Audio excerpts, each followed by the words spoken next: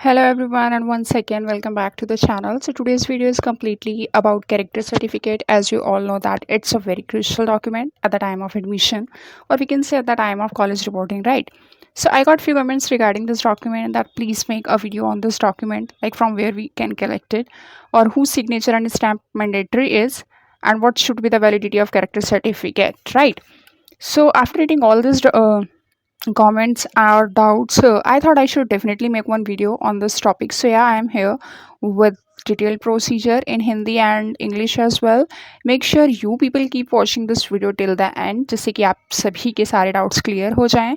Okay, सो देखिए, first of all हम बात कर लेते हैं कैरेक्टर सर्टिफिकेट होता क्या है. तो character certificate is completely based on your character, कि आप अपने कोर्स ड्यूरेशन के टाइम पे आपका कैरेक्टर कैसा था with your principal, with your class teacher and with your peers, right. तो अगर आप जस्ट आफ्टर 12th स्टैंडर्ड अगर आप किसी कोर्स में अप्लाई कर रहे हैं, तो ये कैरेक्टर सर्टिफिकेट आपको आपके स्कूल से अलॉट किया जाता है. And if you are applying after the UG और पीजी, अगर आप यूजी और पीजी अंडर ग्रेजुएशन और पोस्ट ग्रेजुएशन करने के बाद अगर किसी कोर्स में अप्लाई कर रहे हैं, तो भी ये कैरेक्टर सर्टिफिकेट आपको आपके कॉलेज के थ्रू अलॉट किया जाता है, राइट.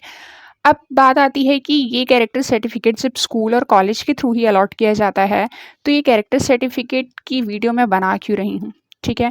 तो देखिए, कैरेक्टर सर्टिफिकेट की जो वैलिडिटी होती है वो होती है 6 मंथ्स तक की, ठीक है. अगर आपके पास आपका कैरेक्टर सर्टिफिकेट 6 मंथ से ऊपर का है, 6 महीने से ज़्यादा का है, तो कैरेक्टर सर्टिफिकेट आपका इनवैलिड माना जाता है, वो कहीं भी वैलिड नहीं होता.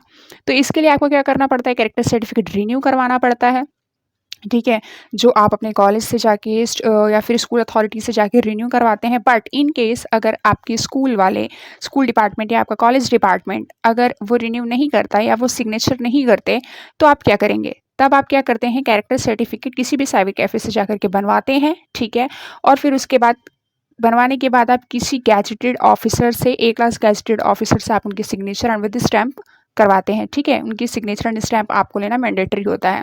तो ये कैरेक्टर सर्टिफिकेट मैं इसलिए बना रही हूँ कि जिनके पास, जिन्हें कोई भी प्रॉब्लम आ रही है कैरेक्टर सर्टिफिकेट रिन्यू होने में, या जिनके पास कैरेक्टर सर्टिफिकेट नहीं है due to any kind of reason, तो ये कैरेक्टर सर्टिफिकेट का फॉर्मेट है ये. आप लोग ये कैरेक्टर सर्टिफिकेट डाउनलोड करवा लीजिए, ठीक है. और फिर उसके बाद इसको फिल करने के बाद आप गैजेटेड ऑफिसर से जाकर के सिग्नेचर करवाइए एंड उनकी स्टैंप भी लगवा लीजिए, ठीक है. तो ये कैरेक्टर सर्टिफिकेट इतना करवाने के बाद आपका वैलिड हो जाता है और आप लोग मतलब एलिजिबल हो जाते हैं कैरेक्टर सर्टिफिकेट को अपने एडमिशन के टाइम पे सबमिट कराने के लिए, ठीक है. तभी आपका वैलिड माना जाता है. एक चीज़ और रह गई कि जो बच्चों ने स्कूल ऑफ ओपन लर्निंग से अपनी यूजी या पीजी कंप्लीट करी है, मतलब सोल से करा है जिन्होंने, तो उनको ये कैरेक्टर सर्टिफिकेट कहाँ से अलॉट किया जाता है, उन्हें कौन अलॉट करता है. तो देखिए, अगर आपने सोल से किया है, एसएल से किया है, अगर आपने अपनी अंडर ग्रेजुएशन या पोस्ट ग्रेजुएशन, तो आपको ये कैरेक्टर सर्टिफिकेट आपके ही सोल डिपार्टमेंट के थ्रू अलॉट किया जाता है, ठीक है. सोल डिपार्टमेंट के थ्रू, ना कि उन कॉलेजेस के थ्रू जहाँ जो आपको first year, second year, third year में अलॉट किए गए थे, राइट.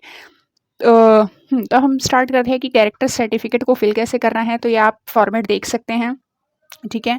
इसमें क्या लिखा है, this is to certify that Shri, Kumari or Shrimati, आप अपने जेंडर के अकॉर्डिंग श्री, कुमारी या श्रीमती में से कुछ भी ऑप्शन चूज़ कर लेंगे. देन आप जब चूज़ कर लेंगे ये ऑप्शन, उसके बाद इस वाले ब्लैंक में आपको अपना नेम मेंशन करना होगा, ठीक है. आपका नाम जो भी है आप यहाँ पे मेंशन करेंगे. देन नेक्स्ट ब्लैंक क्या है, सन, डॉटर ऑफ श्री. आप अगेन अपने जेंडर के अकॉर्डिंग, आपका जो भी जेंडर है, आप क्या करेंगे, यहाँ पे सन या डॉटर में से कुछ भी चूज़ करेंगे, ठीक है, अपने जेंडर के अकॉर्डिंग. फिर उसके बाद यहाँ पे आप अपने फादर का नाम लिखेंगे, मदर का नाम नहीं लिखना. क्यों नहीं लिखना, क्योंकि आप देख सकते हैं कि जैसे यहाँ पे क्या लिखा है, श्री लिखा है, ठीक है. तो श्री ये मेल्स के लिए लगता है, तो आपको इस वाले कॉलम में अपने फादर का ही नाम लिखना कंपलसरी है, ठीक.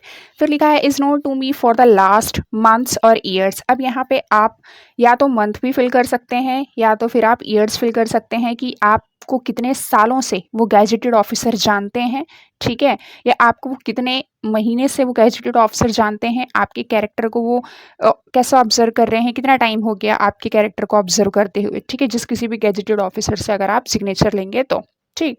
फिर उसके बाद लिखा है to the best of my knowledge he or she bears a good moral character. तो यहाँ पे अगेन आपको on the basis of your gender he or she में से कुछ भी चूज़ करना होगा, ठीक है. This certificate is being given to him or her for the purpose of next यहाँ पे आपको क्या करना है, हिम और हर में से चूज़ करना है अपने जेंडर के अकॉर्डिंग, राइट। फिर उसके बाद आपको फॉर द पर्पज़, अब आपको इस वाले ब्लैंक में पर्पज़ लिखना है कि आप किस पर्पज़ के लिए कैरेक्टर सर्टिफिकेट बनवा रहे हैं, ठीक है, या फिर रिन्यू करवा रहे हैं। तो आप किसी कोर्स में एडमिशन लेना चाहते हैं, राइट, या आप किसी कॉलेज में एडमिशन लेना चाहते हैं, तो आप लिख देंगे जैसे मान लीजिए आप MBA में एडमिशन लेना चाहते हैं, ठीक है, तो आप लिखेंगे for the purpose this certificate is being given to him for the purpose of taking admission in MBA, ठीक है, इन MBA, और फिर कॉलेज का नाम लिख देंगे ब्रैकेट में, ठीक है। उसके बाद यहाँ पे लिखा है सिग्नेचर विद डेट, जैसे कि आप लोग देख सकते हैं as it is mention here. Signature with date आप क्या करेंगे, यहाँ पे उस गेजेटेड ऑफिसर के सिग्नेचर करवाएंगे, साथ ही साथ डेट भी बोल दीजिएगा कि वो मेंशन कर दें, ठीक है। उसके बाद नेम ऑफ इशुइंग अथॉरिटी, कौन सी इशुइंग अथॉरिटी है, ठीक है, यहाँ पे इशुइंग अथॉरिटी जो है, जो भी गेजेटेड ऑफिसर्स आप करवा रहे हैं, यहाँ पे उनकी डेजिग्नेशन लिखनी है आपको, ठीक है, वो वही मेंशन कर देंगे। एंड देन आपको यहाँ पे उनकी ऑफिशियल सील लगवानी है, मतलब स्टैंप लगवाना है, ठीक है।